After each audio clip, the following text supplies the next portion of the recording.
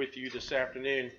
You know, truth be known, this is one of my most favorite venues. From time to time, I get the opportunity to come and sit and visit with my peers and folks that I consider to be true professionals in the industry. And so thank you once again for having me out here today. I want to just do a shameless plug just very, very quick. I know there are members in the audience that are my direct staff. I want them to stand up just real quick. I know Devin's here. Let me look around the room. There he is over there to the right-hand side. I think Scott Cutchins is here, who's my implementation manager, and looking around the room for him. But I just wanted to publicly thank you guys for everything that you do on behalf of the airport and the great work that you provide to our department. And with that, I'd also like to thank the many, many companies that I have had the privilege to work with over the last 18 years at DFW Airport. A lot of what you're going to see in this presentation, quite honestly, is attributed to the great work that you and your companies have done for DFW Airport. And I know I speak for Sean Donahue and the rest of the executive staff when I say thank you, thank you, thank you for a job well done. So with that, let me roll into this presentation that hopefully will be an update to what's going on at DFW Airport and that you'll find interesting. Now, we do have our trip renewal and improvement program, and that's the majority of the work that you see going on at DFW Airport. Now, in case you didn't know, here's just some fast facts for you as it relates to the fine airport that we do have. You know, the airport is 40 plus years old, and so for all practical purposes, we have now reached the end of our design life. Everything from our roadway system to our terminals to our mechanical, electrical, and plumbing system, everything is in dire need as it relates to replacement, and that's the work that you've been seeing going on at the airport now for the last 2 to 3 years. You know, we've had changes in the aviation industry, requirements from the TSA, from the Customs Border and Protection, on down, necessitate changes that are happening inside those terminals. For you folks who have been in the Dallas-Fort Worth area for many, many, many years, you'll remember when DFW Airport opened up, and it opened up as a regional airport to service the surrounding states and some states, you know, proximity to the mid-continent of the United States. Everybody hoped that it would turn into be the international powerhouse that it is, and that's exactly what DFW Airport has become. And so we now have a once-in-a-lifetime opportunity, if you will, to rearrange the deck chairs in those terminals to put things exactly where they need to be in order to position DFW Airport to remain extremely competitive over the next 30 to 40 years. Now, this is a pretty great graphic. Everything that you see highlighted in yellow symbolizes a completion that we've had in the trip program since we got started. You'll notice for Terminal A in the graphic right there, we've actually completed the first third of Terminal A, and we now have the middle section of Terminal A under construction, and that should be completed later on this year. Interestingly enough, Terminal C does not get started until Terminal A is completed. That's just for the simple fact that it's too much of an operational impact to American Airlines. Terminal E has been worked on now, going on for about 18 months, maybe 24 months. And it all started with the revitalization, the rehabilitation, if you will, and the reconfiguration of the Terminal E satellite facility. You may remember this as the old ASA hub when Delta Airlines was there. We simply relight that facility, and that's created the empty chair that we needed at Terminal E to be able to send those air carriers so we can start taking a third of Terminal E at a time to go do the renovation work that we've been doing. Terminal B has seen a significant amount of work as well. That program has been underway now for almost 18 months itself.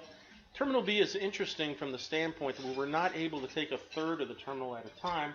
We've almost had to microphase in a lot of ways the work that we're doing out there because of the growth that American Eagle has seen. So it's provided some pretty unique challenges for us, and I'll touch on that in the presentation here in a little bit. The DART station has been in the press here lately. That's a wonderful asset that we're proud to have partnered with our DART friends in Dallas to go complete. As a matter of fact, we anticipate starting revenue service coming into DFW Airport in the early part of August.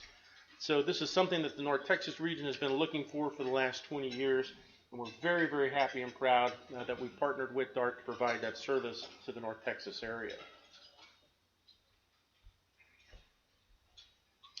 Now, here are some of the completed projects. These are actual photographs.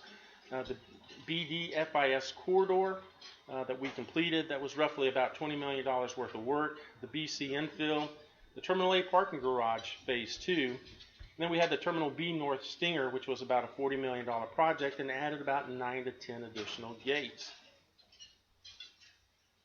Here's the dart station. This is what you've seen in the press. This is literally 5 pounds of rocks in a 3-pound bag from a geometry standpoint. It's a very unique solution that we came up with from an engineering standpoint.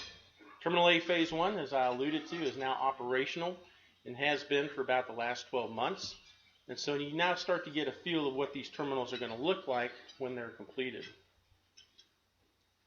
Now, Terminal A Phase 2 is also an interesting one. This is the middle section of Terminal A.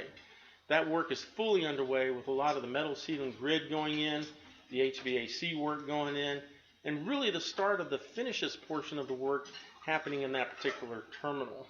Once again, this will open up around the October-November time frame. The land side will come on first, and then the air side component will finish up probably around the December time frame. Now, this is a video that we took. This is the demolition of the C-section garage over in Terminal A. We've gotten very good at taking these down. This is the third one now for Terminal A. And believe it or not, this is about a 3-week period in time from the time that we started the demolition to the time that we actually got it finished. You know, the Terminal A parking product is something that's very, very exciting. When you looked at the 3 individual garages over at Terminal A, we had about 5,500 spaces that were in place. When we finish with the new product at Terminal A, it'll be a single plate, 5-story parking garage, much like Terminal D is, but it'll have the horseshoe shape of Terminal A, but it will increase from 5,500 spaces to 7,700 spaces.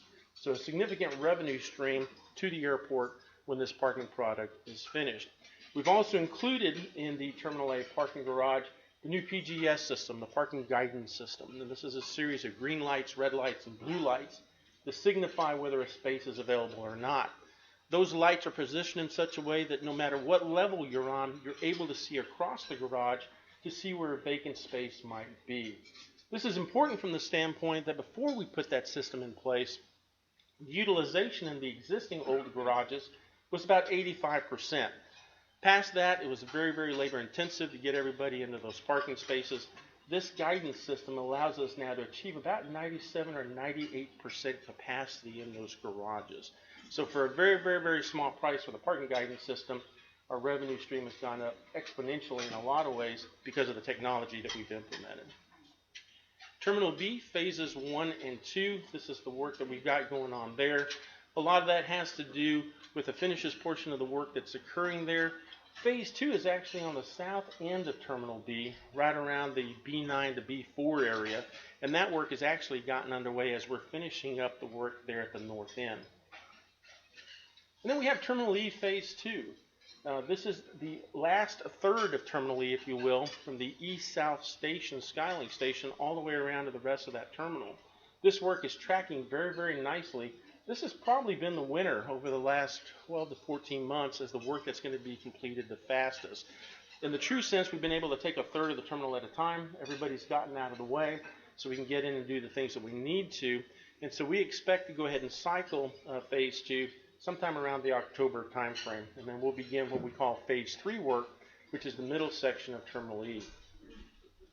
This is probably the toughest job that we're going to have as part of the TRIP program. I told my contractor, TOH, I did not do them any favors by giving them this particular project. If you're familiar with Terminal E, Terminal D is what we refer to as our O&D type terminal. Terminals A, C, B, and D are primary connecting hubs, and so you really have a lot of that connecting traffic that comes through there. Terminal E is where our customers from the Dallas-Fort Worth area go, they park, they catch their flight, and they come back. So it's a different animal when it comes to that particular terminal. It doesn't take much to impact the roadway system in and around Terminal E, to be quite honest with you. And so it's very important for us to have a smart contractor to do the right things as it relates to how they're going to go phase that work so Terminal E can remain operational, but yet we can reconfigure the roadway system and put in a very similar parking product at Terminal E than we're doing over in Terminal A right now. So that's going to be an interesting one to watch, to be quite honest with you. Some of the other things that we've got going on as part of the airport development and engineering are parking control plazas. This is a project that we just finished probably about 8 or 9 months ago. You know, it's interesting. We have 1.5 million vehicular movements through the airport as it relates to International Parkway, both on the north end and the south end. But yet we were able to go in, take down those old toll plazas that were built back in the mid-70s, and create what you see here. A very, very different experience for our passengers. So there were a lot of unique challenges associated with how to phase that work, make sure that our folks were safe out in the roadway system, but yet be cost effective and to be able to complete this project on time and on budget. The Fire Training Research Center. This is something you don't do every day, to be quite honest with you. So we're very, very, very proud to partner with the Federal Aviation Administration. They made almost $25 million in grants available to us to rehab the fire training facility there at DFW Airport. I got to be honest with you, this is a state-of-the-art facility. There's only 2 places in the world where you have an A380 simulator, and we're one of those 2 places. And so this has been operational now for the last several months. We now have a lot of international firefighters coming out there and being able to train and be certified for A380s and really do the cool things that you see going on here. The story goes, and I forget what the name of the community is, but it's a small town along the Red River. But WFAA did a special, I don't know, maybe about 9 to 12 months ago. We actually employed just about that entire town from a fabrication standpoint for this A380 model that you see here. We were able to apply maybe about 6 months worth of work directly into that community and sustain that community based on the work that we're doing here. There's a lot of great technology associated with this fire training facility. When you go into the classroom, it's a very interactive space. Our instructors have the ability to be able to go on stage and bring up an A380 and be able to just dance around that graphic and show you what the inside of the cockpit looks like, the underbelly of the aircraft, where the fueling points are, even to the extent that you can get in the aircraft in this simulation and be able to turn off the fuel and the batteries and those kinds of things. So we consider this to be a great success for DFW Airport, and we're very, very proud that our engineering teams came together, structural engineers, civil engineers, electrical engineers, to be able to do this great project. Our Southgate development is one that's very, very visible and getting a lot of traffic right now. This is actually now going to become the home of our new corporate headquarters. For you folks that are familiar with DFW Airport, you know that's located on the east side, but we're going to pick up stakes here at the end of this year and the beginning of next year, and we're going to relocate to this new facility. It'll be a 3-story facility, about 150 square feet. It'll be a LEED certified type building, and this will be the home for the executive team for the rest of DFW Airport for the next 20 to 30 years. And so we're excited to bring this building online and be able to occupy that. We're actually going to have a parking garage where our employees can park, so they're excited about that as well. But we also have about 40 acres that we're developing as a commercial development park, if you will. And so we expect businesses like the Hyatt chain to come in and erect another hotel. We're hopeful that a Chili's and some higher end restaurants will come in and make their homes there as well. Really upping, if you will, the south end of the airport as it relates to the level of service and accommodations that we can make to our passengers.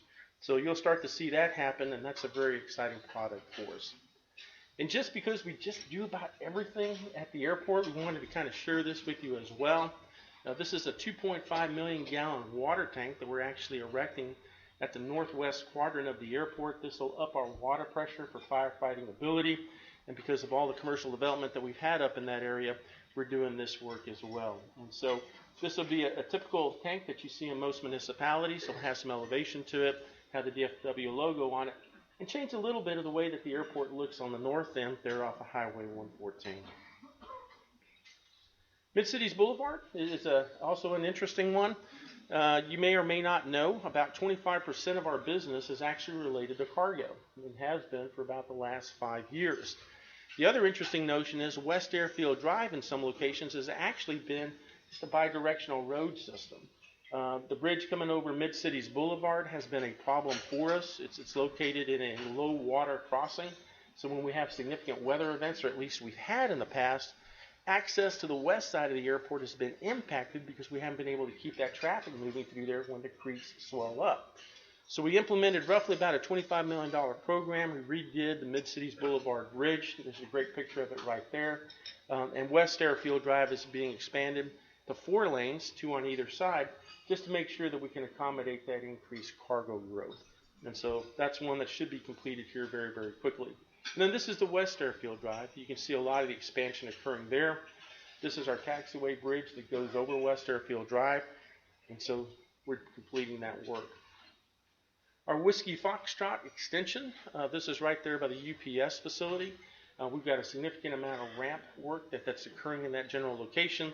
This had to be tightly coordinated, as you can imagine, with the Federal Aviation Administration, as well as with UPS, to make sure that we didn't impact their operation. One of the things that we are most proud of, and knock on wood, okay, I don't want to jinx this, but we have a very low rate, if not just almost zero, as it relates to runway incursions. When you think about the amount of work that we've got going on out there at night, and the amount of construction activity that's occurring, especially on some of the work that we're doing on Taxiway Kilo and Lima, we're very fortunate to have a professional staff and contractors that understand the complexity of that kind of work. So we're very thankful that this is a safe operation, but it presents a unique set of challenges, as you can imagine, doing construction work on an active airfield environment. Runway 13R and 31L, reconstruction and repair of the shoulders is underway. We're replacing things like the blast pads, and we're upgrading the center lines as well. And so once again requires a tremendous amount of coordination, as you can imagine, with the Federal Aviation Administration. This is also an interesting one that I think you'll find at least interesting, at least I hope you do, and that's Taxiway Lima reconstruction. This work is a 2-year program that's actually broken out into 9 different phases. Taxiway Lima is the second busiest taxiway there at DFW Airport because all the traffic coming in and out primarily for American Airlines. We completed a similar effort, I want to say about 3-4 years ago, with Taxiway Kilo, which is the runway to the left of that, or the taxiway to the left of that. That was a rather substantial program in itself. And so what you're finding in the common theme here is all of this infrastructure, from our roadways to our airfield to our terminals, is now in need of replacement. And that's why you see a lot of the work that we've got going on at the airport. Now that concludes my primary presentation. I wanted to save some time for some Q&A. I know we've got some questions out there, and I'll be more than happy to take any questions that you all might have.